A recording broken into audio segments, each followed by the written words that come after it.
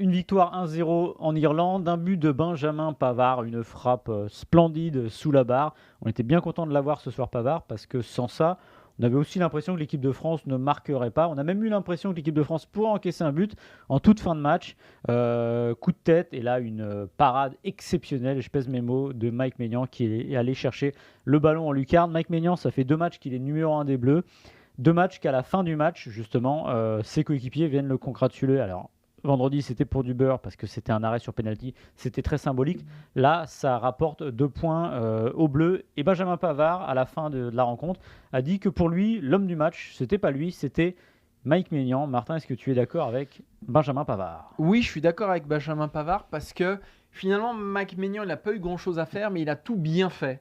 Un petit jaillissement dans les pieds, il couvre bien son poteau, la tête de Koundé et il termine sur un chef-d'œuvre. Hein. Ouais, c'est un Franchement, chef-d'œuvre. sur un chef-d'œuvre, sur un arrêt, tu l'as dit, hein, dont on se rappellera encore pendant très très très longtemps.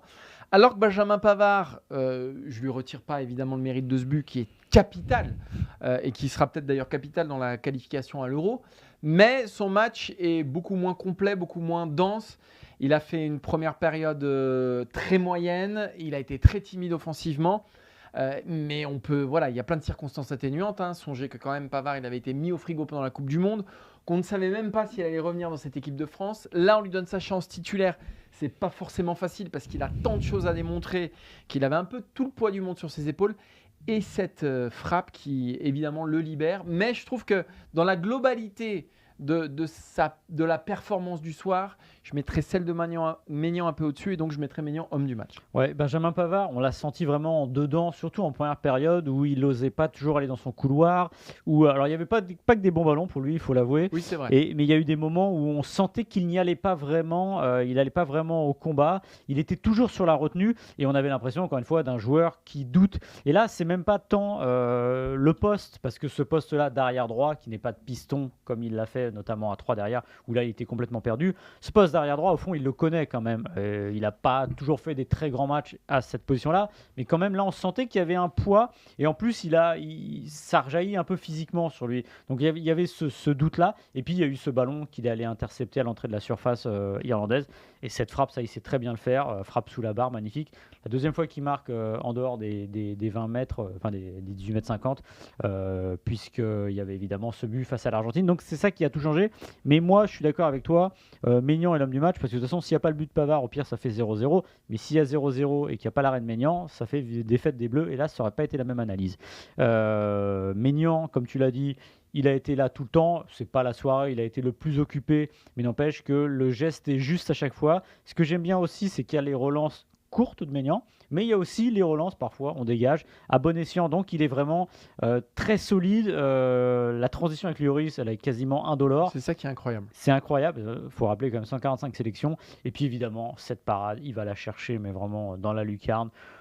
Je ne sais pas combien de gardiens dans le monde vont la chercher celle-là, mais Maignan l'a fait et on est plutôt content puisqu'il est international français. Ouais, ce qui est fou, c'est que tu dois quand même succéder à l'un des 2 plus grands gardiens de l'histoire des Bleus. Il le fait avec une facilité, avec une décontraction, avec un aplomb, avec une autorité aussi, qui font que quand même, tu te dis, ce gars-là, il est peut-être fait d'un bois un peu spécial. Faut se souvenir de la succession de Barthez qui s'était un peu déroulée quand même dans le chaos.